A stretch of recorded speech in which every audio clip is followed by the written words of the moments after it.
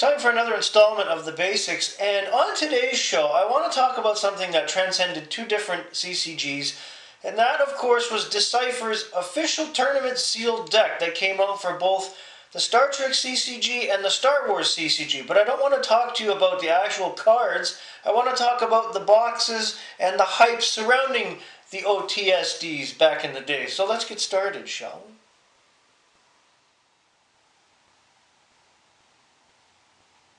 Now, anyone that played either the Star Trek CCG or the Star Wars CCG from the beginning knew that the mid to late 90s was an exciting time because Decipher gave both CCGs the OTSD, and that stands for Official Tournament Sealed Deck.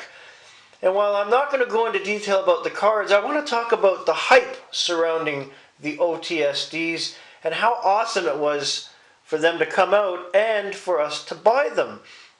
Now, Decipher did this for both games to jumpstart constructed decks for tournaments, mainly because across both games, the OTSD contained 4 packages, which would be booster packs of cards, as well as in the Star Wars game, it had 18 black border cards, and the Star Trek game had an additional 20 cards to go with the packs that were in there.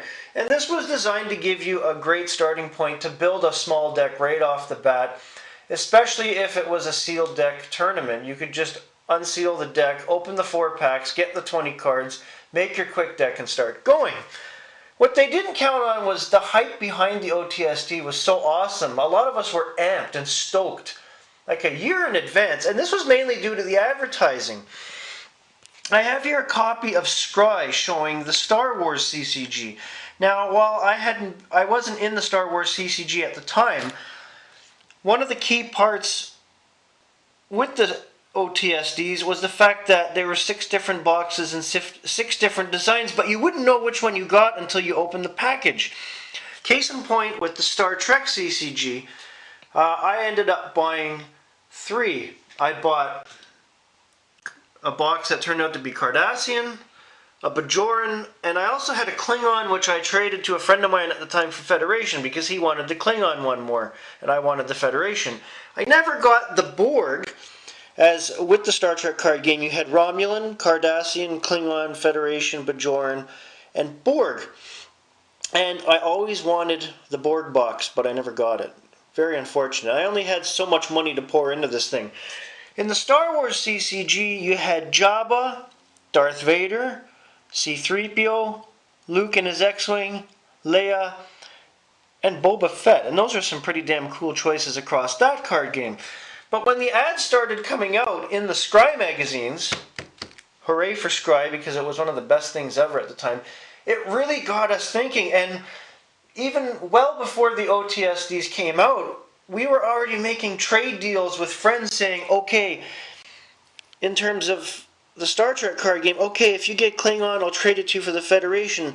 If you get Borg, I'll trade it to you for a Romulan and a Cardassian and give you the extra bucks.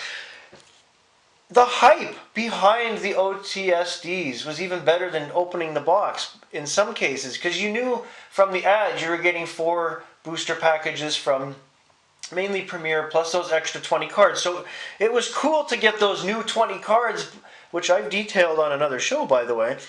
But it was all about the boxes and trading the boxes and getting the box you wanted if you didn't get it when you opened it.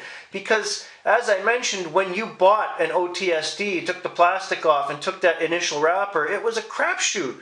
1 in 6 chance of getting what you wanted.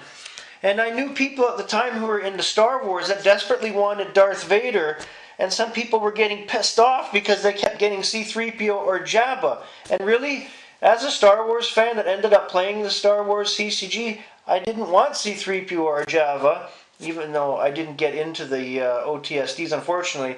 My thought was, if I was going to buy an OTSB of Star Wars, I wanted either Luke and his X-Wing, Vader, or Boba Fett. In my case, I really wanted Luke and the X-Wing, even though I never got into that game as heavy by buying those boxes. But the Star Trek CCG, especially with all the advertising Decipher did, the OTSBs, the boxes that is, were awesome. And as an addendum, yes, the cards they contained were pretty damn cool. The 20 cards that came with the Star Trek OTSB really helped the game. The booster packs not so much, because you got premiere packages that I think it came with an alternate universe as well, if I remember correctly.